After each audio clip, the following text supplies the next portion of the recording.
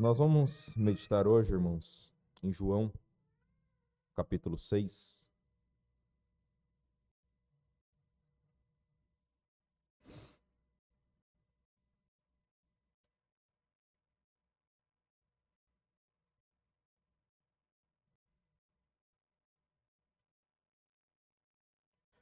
João 6, vamos ler inicialmente os versículos 47 e 48, que diz assim: na verdade vos digo que aquele que crê em mim tem a vida eterna. Eu sou o pão da vida.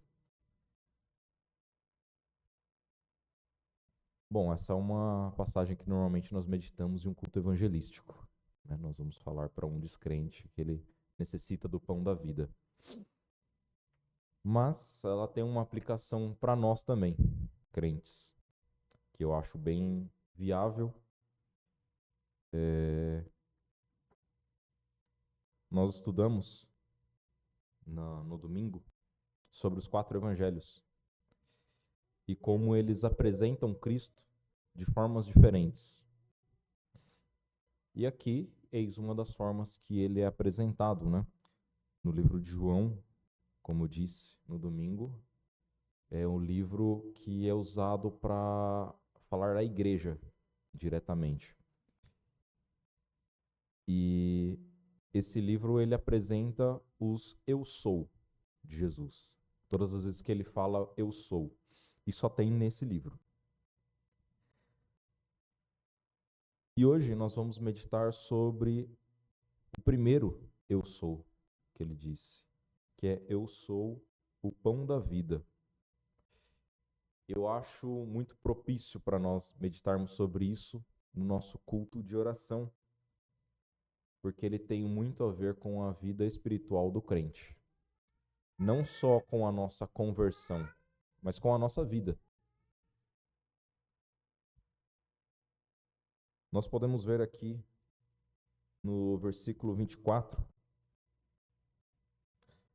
Nós vamos acompanhar aqui um trecho, mas nós não vamos ler a passagem toda, tá?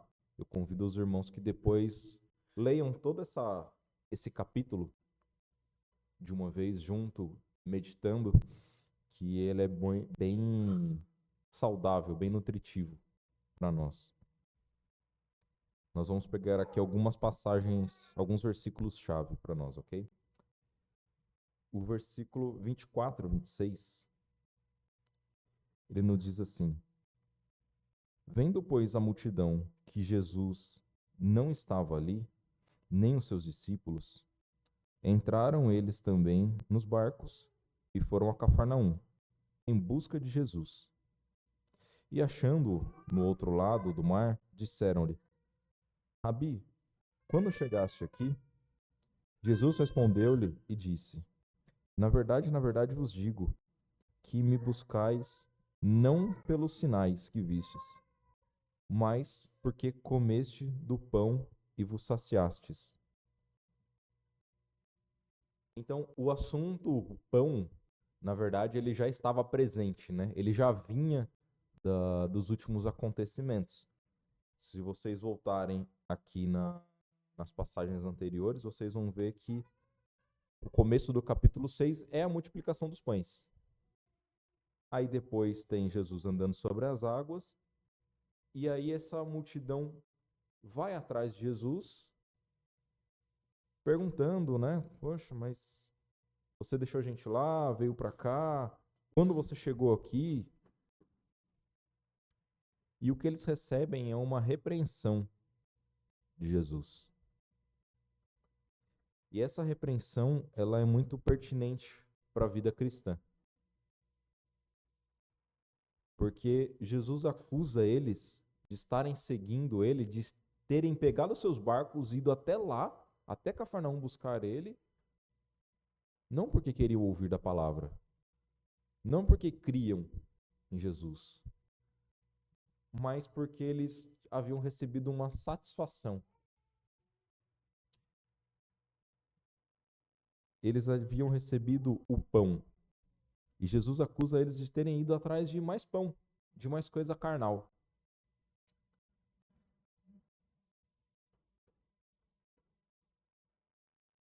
E aqui fica um alerta muito importante para todo crente, para cada um de nós. O que será que nós estamos fazendo quando nós vamos atrás de Cristo? O que você busca quando você vai ao culto? Quando você vai até a igreja, até um evento com os irmãos, quando você vai visitar a casa de um irmão, quando você lê a palavra, quando você ora.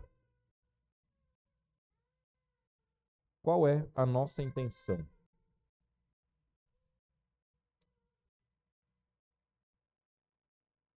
O que você considera bom ou satisfatório? Para aqueles homens era satisfatório eles serem alimentados, eles receberem material, recursos materiais, sustento. O que para nós é satisfatório?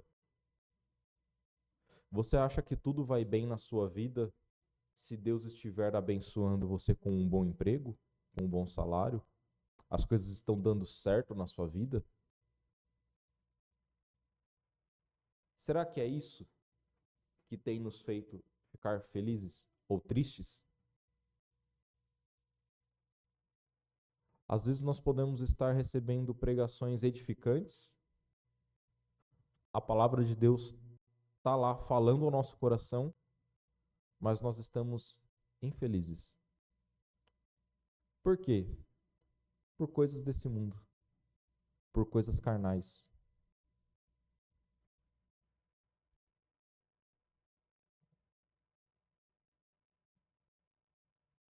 O que te anima a servir a Deus? Será que poder receber algo em troca? Ou será que realmente te anima a servir a Deus por quem Deus é, por quem Cristo é? O culto, a leitura bíblica, a meditação, tem sido sobre você ou tem sido sobre Deus? A gente deve verdadeiramente estar se perguntando sobre isso. Eu leio a Bíblia procurando respostas para mim, para minha vida pessoal? Ou eu leio sobre Deus?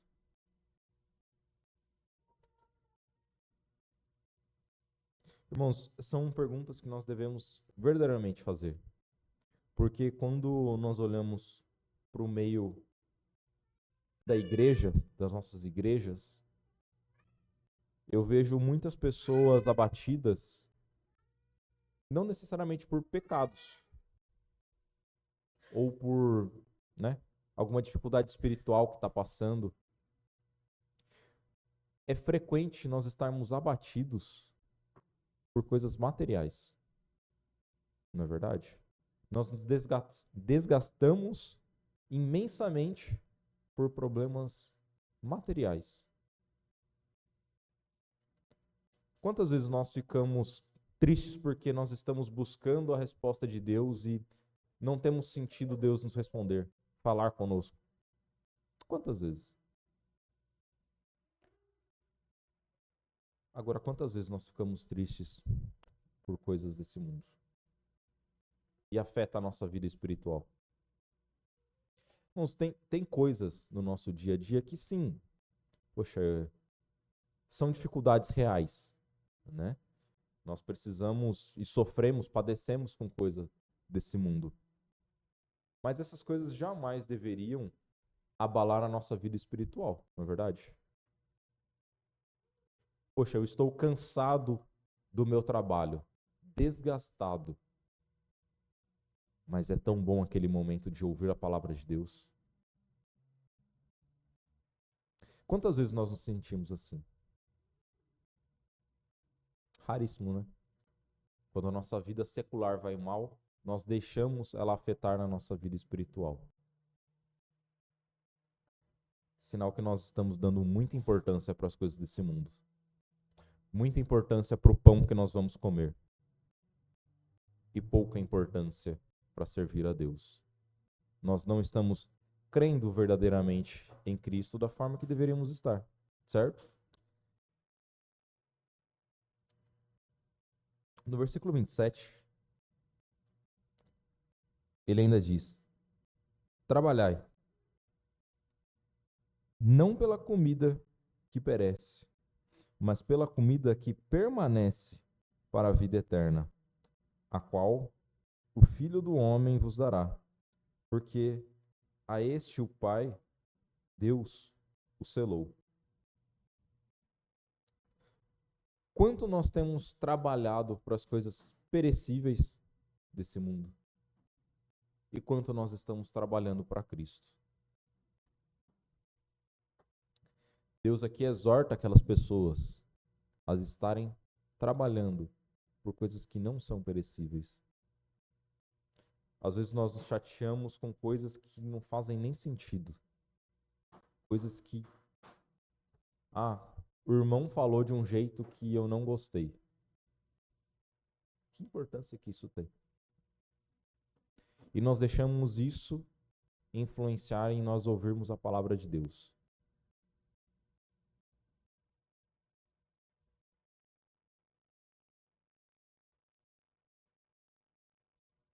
Quantas pessoas nós vemos fazendo isso? E será que nós somos assim? Será que nós temos feito isso? Deixado, às vezes, picuinhas, gostos pessoais nossos, opiniões, afetarem a nossa vida espiritual com Deus.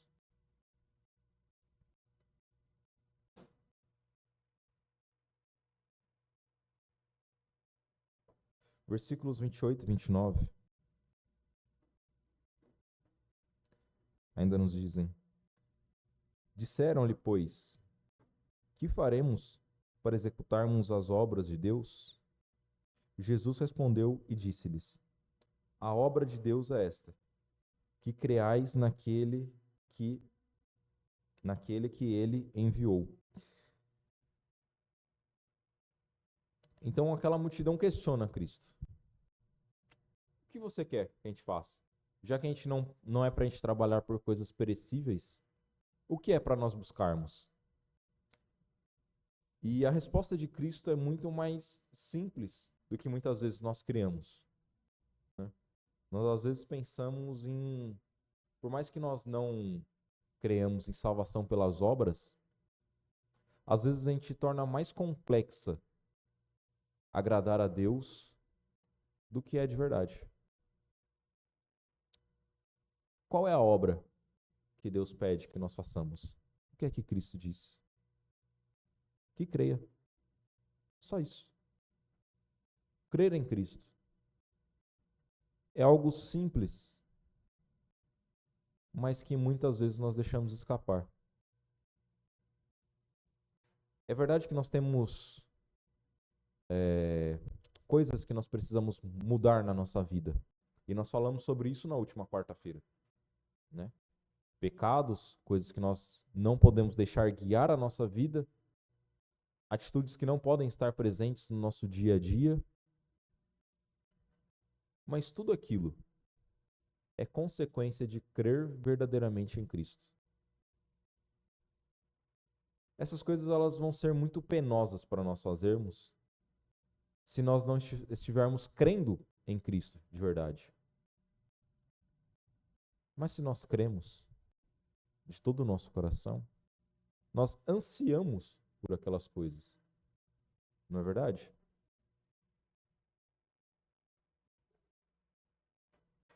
Se eu creio em Cristo de verdade, nas coisas que Ele disse, nas coisas que Ele ensina, que Ele morreu pelos meus pecados, que Ele salvou a mim, que Ele salvou ao meu irmão, que nós somos pecadores arrependidos. Todos nós somos pecadores arrependidos.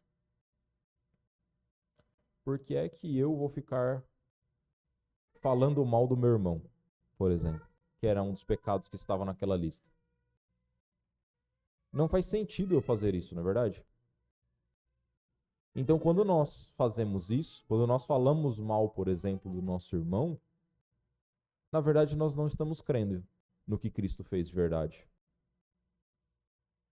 Você não acredita que Deus transformou a vida do teu irmão. Você não acredita numa salvação verdadeiramente. Ou está fraquejando nisso, né?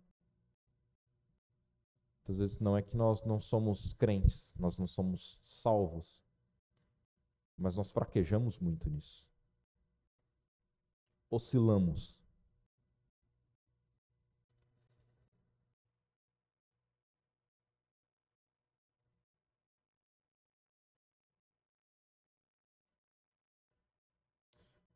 Versículo 30.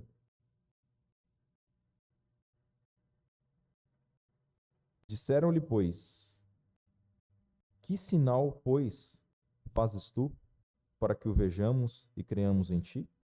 Que operas tu? Nossos pais comeram o maná no deserto, como está escrito: deu-lhes a comer o pão dos céus. E aqui eles vão entrando nesse assunto, né? É muito curioso que esse povo que acabou de chegar lá, chamando aquele Jesus de mestre, de rabi, mostrando que ele era conhecedor. Esse povo que tinha acabado de ver uma multiplicação dos pães, agora fala que não tem motivo nenhum para crer em Cristo.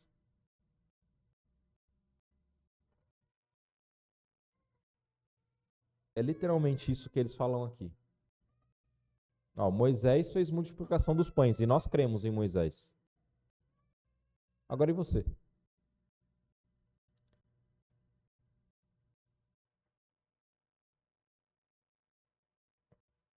Eles só pensavam, eles só enxergavam sinais materiais.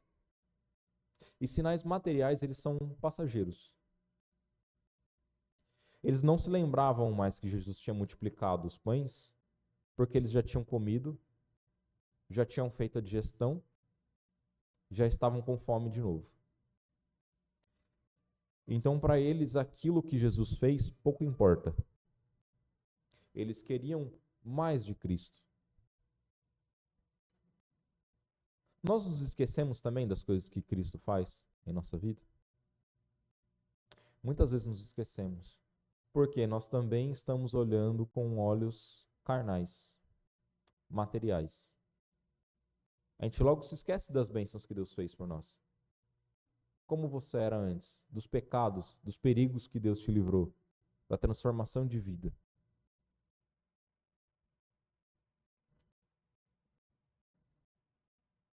Cuidado, será que nós não estamos fazendo algo semelhante a esses homens?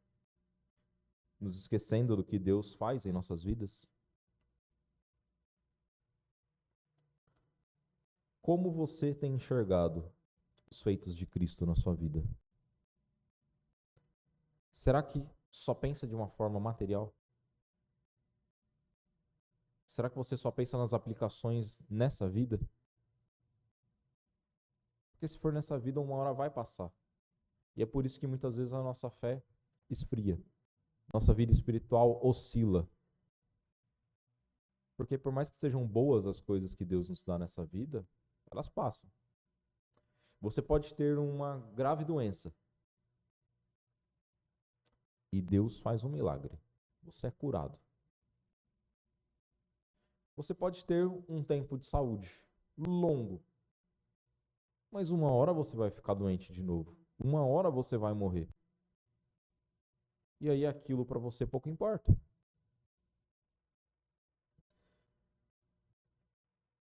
Mas o quanto nós enxergamos o lado espiritual? As coisas materiais que Deus faz na nossa vida deveriam ser para nós lembrarmos da espiritual. E não o contrário.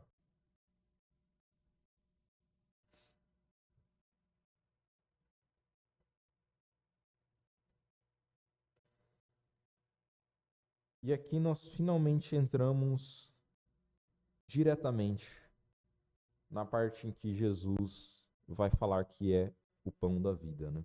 Ele vai entrar mais nesse assunto. O versículo 32 e 33 tem a resposta de Jesus.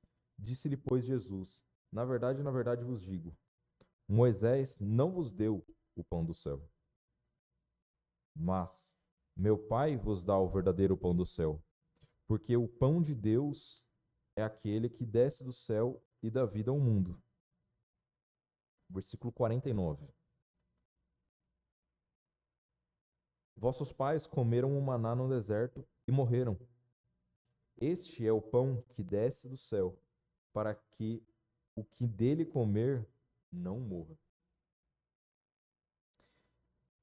Então, aqui Jesus confronta diretamente eles, né? Porque para eles Moisés era algo sagrado. Nada maior do que Moisés. E Jesus começa falando, olha, Moisés não deu o pão dos céus para vocês, não. Não foi Moisés que deu. Então isso com certeza já mexeu neles, né? O maná, ele havia sido muito importante para o povo. Por isso que eles valorizavam tanto, falavam tanto do maná, tanto de Moisés. Sem aquele maná, eles sabiam que não haveria vida no deserto. Não tinha como eles sobreviverem no deserto se não caísse o pão do céu. Eles morreriam ali. Mas o maná, ele era algo temporário. Ele serviu apenas por um período. E a Bíblia, ela nos faz isso várias vezes, né? Ela faz algumas coisas por um período só, para que nós entendamos que aquilo é só um pedaço do que Cristo nos dá, do que nós vamos ter em Cristo, do que nós vamos ter na vida eterna com Deus. E o povo demonstra que eles absolutamente não haviam entendido isso.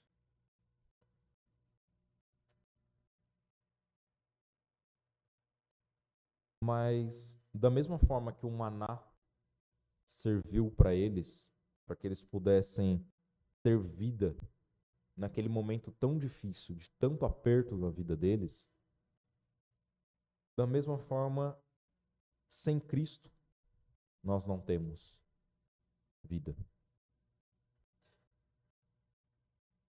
Nós não teremos expectativa nenhuma.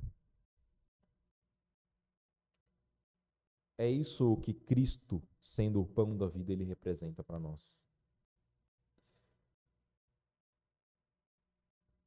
Vida. Da mesma forma que o povo ele dependia diariamente de cair o pão do céu, né? Vamos lembrar que o maná ele não podia ser guardado, era dia por dia que eles recebiam e tinham que comer aquela porção. Da mesma forma, nós deveríamos pensar assim de Cristo. Nós precisamos diariamente de Cristo. Um dia sem receber de Cristo, nós estamos desfalecendo. Nós estamos ficando fracos. Nós precisamos urgente de Cristo. Será que nós pensamos assim de Cristo? O quanto nós reconhecemos a nossa dependência de Cristo em nossas vidas?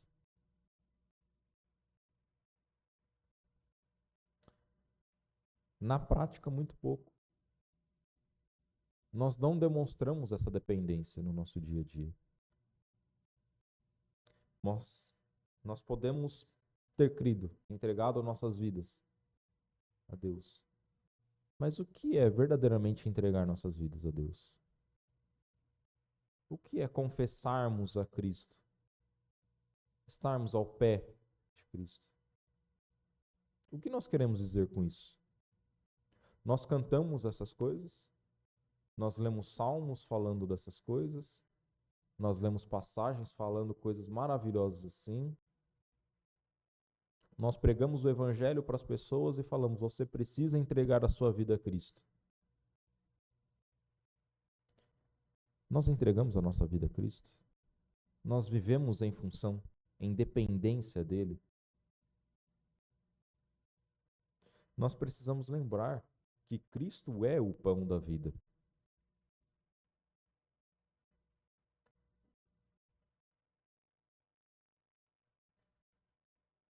Nós vimos no nosso estudo de geografia que Deus sustentou o povo durante toda aquela travessia no deserto até chegar à terra prometida. E é isso que Cristo é para nós. Ele nos sustenta durante todo o percurso nosso nessa terra. Ele deveria servir de nutrição para nós, de energia para nós. Reparou que nós não temos mais energia? A vida cristã é cada vez mais sem energia nenhuma, sem vontade, sem prazer em fazer as coisas. Quando você vê uma pessoa fraca, aquilo é sinal do quê? Normalmente de desnutrição. Aquela pessoa não está comendo bem, eu acho, hein? Porque olha que moleza, não tem energia para fazer nada, né? As escolas aí com crianças pequenas, os profissionais ficam de olho nisso. A criança, de repente, não está tendo energia, qual que é a primeira suspeita? Será que na casa dela ela está tendo comida? Está sendo alimentada adequadamente?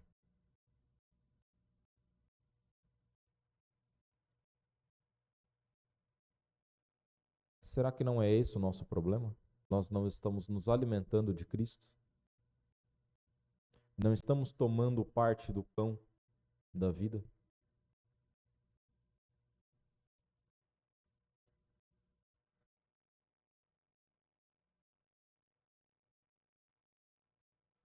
O quão nós estamos buscando estar fortes para a nossa travessia nesse deserto que nós vivemos?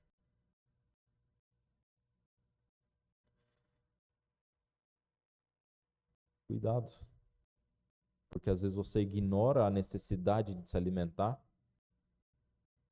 e de repente lá na frente você está desmaiando de fome. Você pode sofrer um mal súbito. Será que na nossa vida espiritual nós vamos padecer por falta de se alimentar da palavra de Deus? Se alimentar de Cristo?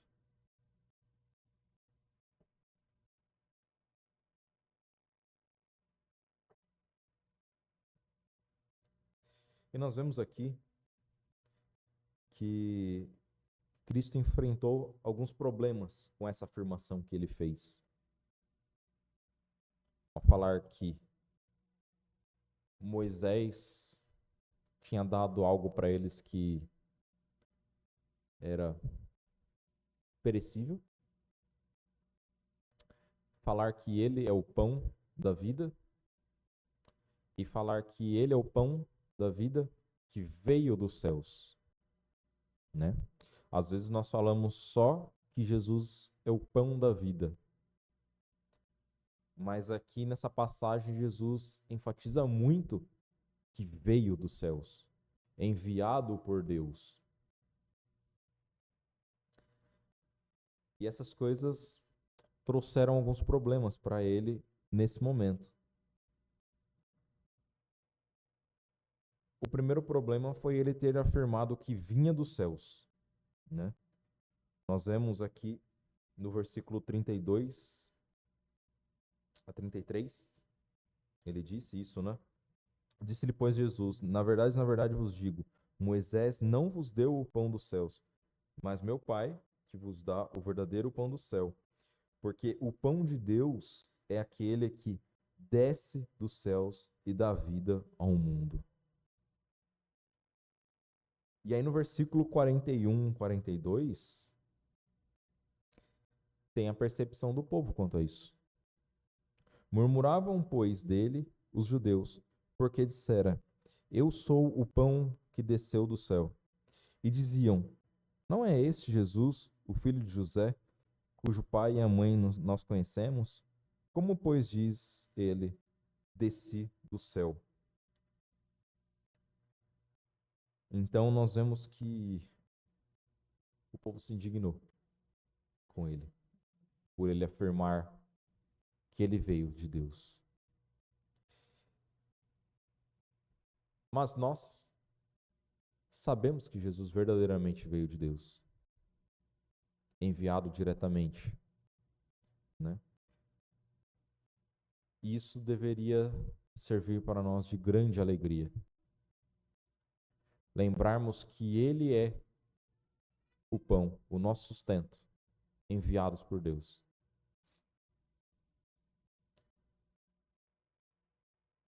E se é enviado por Deus, Ele é perfeito.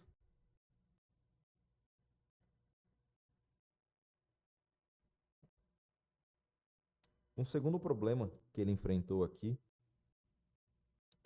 foi porque ele afirmou que as pessoas deveriam comer e beber dele, né?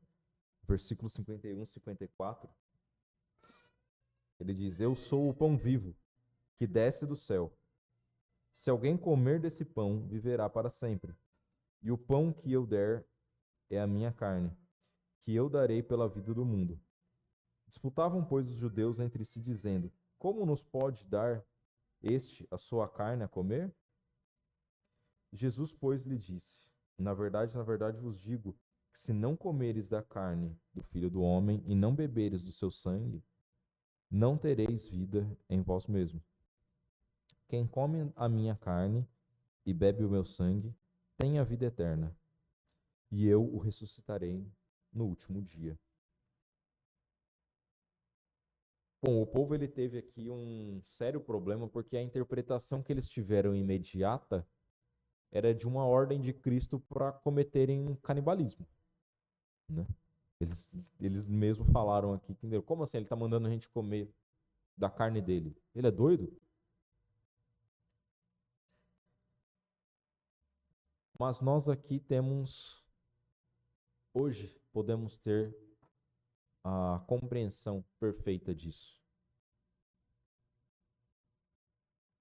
Não era comer a carne e beber o sangue, literalmente, que Cristo queria. Ele queria que nós tomássemos parte daquilo, do sacrifício dele, da obra feita por ele.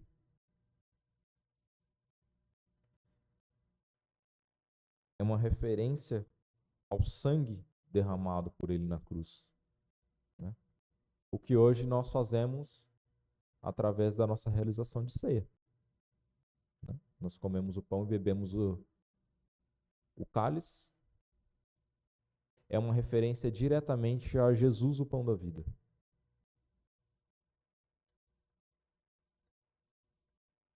Só que muitas vezes, para a gente tomar a ceia, se torna uma mera reflexão sobre como nós vamos na nossa vida, não é verdade? Os nossos pecados, um momento de confrontação. E de fato ele deve ser, né? Jesus nos ensina que na hora da ceia nós devemos nos perguntar, assim como ele fez na mesa.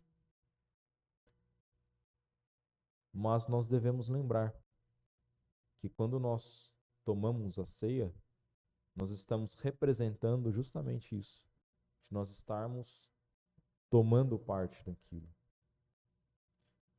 buscando nos alimentar de Cristo. Será que nós estamos buscando matar a nossa fome na ceia e nós não pensamos em nutrir espiritualmente de Cristo?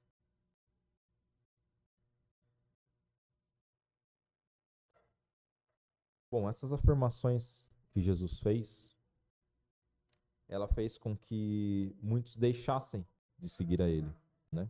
Nós vemos no versículo 66 que ele diz: desde então, muitos de seus discípulos tornaram para trás e já não andavam com ele. As pessoas não aceitaram que ele vinha dos céus, que ele sustentaria, que ele podia dar a vida eterna. O que demonstra que a fala de Jesus lá no começo era 100% correta. Eles não estavam seguindo a Cristo porque criam nele. Estavam seguindo por algo que eles receberam naquele momento. Será que nós, um dia, lá na frente, vamos ser desses? Que vamos deixar de seguir a Cristo? Porque, na verdade, nós nunca cremos? Era algo que momentaneamente era satisfatório para nós? Ou será que nós seguimos a Cristo verdadeiramente? Porque nós cremos quem Ele é. Não, Ele realmente veio dos céus. Cristo realmente existiu. Realmente Ele morreu na cruz. Realmente o sangue dele derramado pagou pelos meus pecados.